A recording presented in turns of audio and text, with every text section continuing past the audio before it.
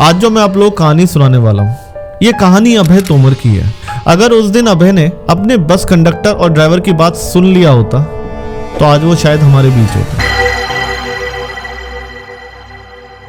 तो एक बार अभय दिल्ली से हिमाचल के लिए बस पकड़ता है। अभय हिमाचल के एक बहुत सुंदर से गांव मनाली का रहने वाला निवासी था और वो दिल्ली में सॉफ्टवेयर डेवलपर का जॉब करता था और उसकी आदत थी कि वो हर 6 महीने में अपने घर जरूर जाता था। तो गर्मियों का दिन था, उसने सोचा कि मैं एक काम करता हूँ, अभी ये सैटरडे संडे भी आ गया है, मैं मंडे ट्यूसडे का भी छुट्टी ले लेता हूँ, तो एक साथ 4 दिन मैं अपने ना घर होकर आता हूँ, इसी बहाने मम्मी पापा को भी मिल लूंगा। तो फ्राइडे के शाम को अभय खाना खाकर तकरीबन 8 साढ़े 8 बजे दिल्ली ISBT से बस पकड़ लेता है और वो ये सोचता है कि यार बस 8-9 घंटे का सफर है, अब खाना तो मैंने खा लिया है, एक बढ़िया सा नींद मार लेता हूँ। अब जब सुबह उठूंगा तो मैं अपने घर भी पहुंच चुका हूँगा और जो सुबह का नाश्ता है वो भी अपने घर वालों के साथ ही करूंगा। लेकिन उसको ये नहीं पता था कि उसका ये सफर कितना लंबा होने वाला था।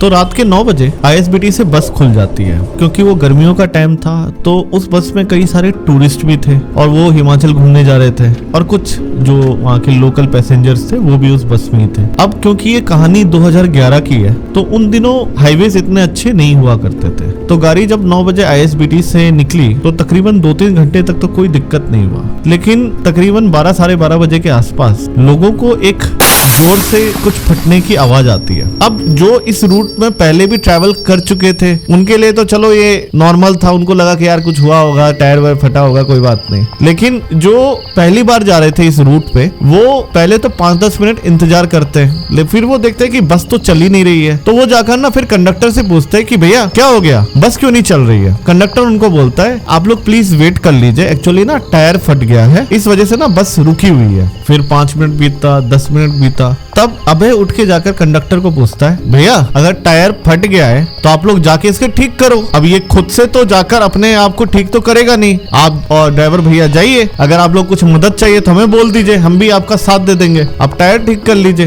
वो बस कंडक्टर बोलता है कि नहीं भैया हम अभी नहीं जा सकते क्योंकि हमारे मालिक ने ना मना किया हुआ है, क्योंकि यहाँ से जो 10-12 किलोमीटर ये जो डिस्टेंस है ना, यहाँ पे लोग कहते हैं कि ये काफी सुनसान जगह है और यहाँ पे ना चोरी चकारी खूब होती है, तो हमारे मालिक ने मना किया हुआ है, तो अभी तो मैं नहीं जा सकता। हाँ 9 बजे के बाद एक और बस निकली है हमारी ISBT से, वो शायद आ ही रही होगी, जैसे ही वो बस आ जाएगा मैं उन ड्राइवर और वहाँ के कंडक्टर के साथ मिलकर हम ये टायर ठीक कर देंगे। तो फिर इन्होंने सोचा कि चलो ठीक है कुछ देर में बस आ ही जाएगी। तो सभी लोग इंतजार करने लग गए। 1 घंटा बीता, 1.25 घंटा बीता, लेकिन कोई बस वहां पे आया नहीं और वो जगह भी ना काफी सुनसान था, वहां पे पेड़ झाड़ियां तो काफी सुंदर थी, लेकिन ना एकदम वो जगह सुनसान था। मतलब 1 घंटे में बोलते हैं कि 1 या 2 गाड़ी वहां से केवल गुजरती थी, तो वो इतना सुनसान रूट था। तो 1-1.25 घंटा इंतजार करने के बाद ना अभय को बहुत जोर से पेशाब लग गया और वो जाके ना कंडक्टर को बोलता है कि भैया दरवाजा खोलिए। तो बोलता है क्यों भैया, बोलता है मेरे को ना बहुत जोर से पेशाब लगा हुआ है, मैं अब ना कंट्रोल नहीं कर सकता।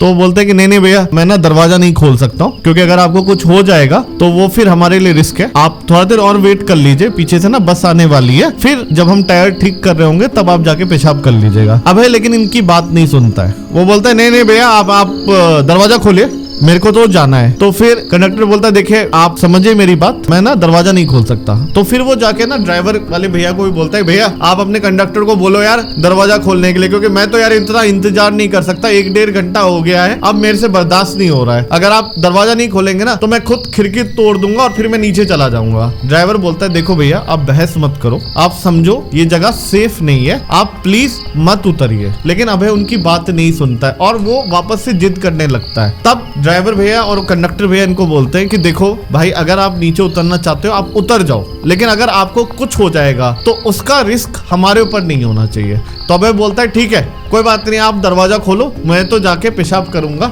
और मुझे कुछ नहीं होगा, आप लोग टेंशन फ्री रहो। लेकिन अभय को ये नहीं पता था कि उसका ये जिद कितना गलत रूप लेने वाला है।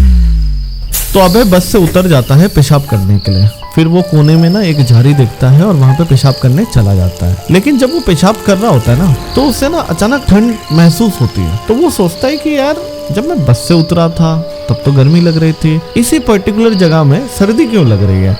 बट खैर वो उस बात को इग्नोर कर देता है और पेशाब करके बस में वापस चढ़ जाता है और बोलता भी है ड्राइवर और कंडक्टर को देखो भैया कुछ हुआ क्या, कोई लूटपाट हुई? अरे देखो आप लोग ऐसे खामखा डर रहे थे।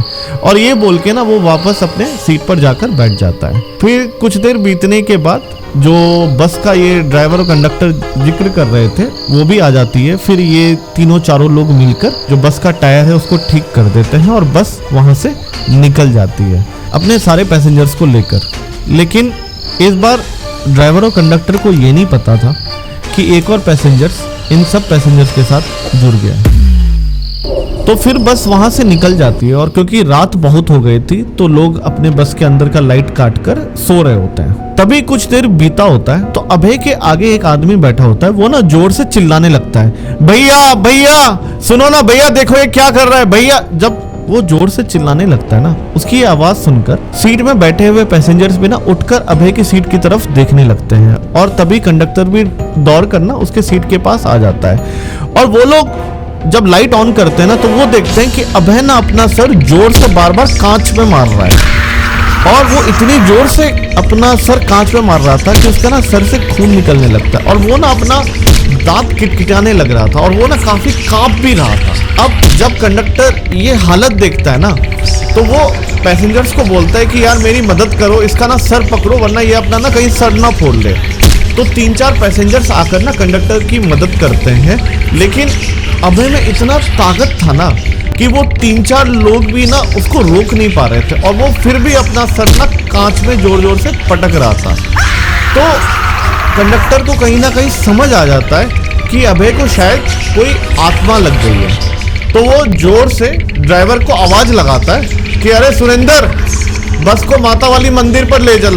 तो जैसे ही ना ड्राइवर ये बात सुनता है उसको पता ही होता है कि माता वाली मंदिर कहाँ है। तो वो ना बस उसी मंदिर की ओर ले जाने लग रहा था और लोग अभय को रोक रहे थे ताकि वो अपना सर बार बार कांच में ना पटके। एक बार वो अचानक इतनी जोर से अपना सर कांच में पटकता है कि बस का कांच टूट जाता है और कांच उसके गर्दन में, सर में और आंख में चली जाती है, जिस वजह से हैवी ब्लीडिंग के कारण अभय का जो डेथ होता है वो ऑन स्पॉट हो जाता है। बस में बैठे लोग समझ ही नहीं पाते कि ये हुआ क्या। लेकिन कहीं ना कहीं बस ड्राइवर और कंडक्टर समझ जाता है कि शायद वो पेशाब करने उतरता नहीं तो शायद इसको ये भूत नहीं लगता। और हाँ, मुझे भी ऐसा लगता है कि शायद यही कारण था उसे उस जगह पे ठंड लग रही थी और वो मरने से पहले भी बहुत कांप रहा था। थैंक यू दोस्तों, अगर आप लोगों ने मुझे यहां तक सुना। अगले हफ्ते फिर मिलते हैं एक नई अनकही और अनसुनी कहानी के साथ।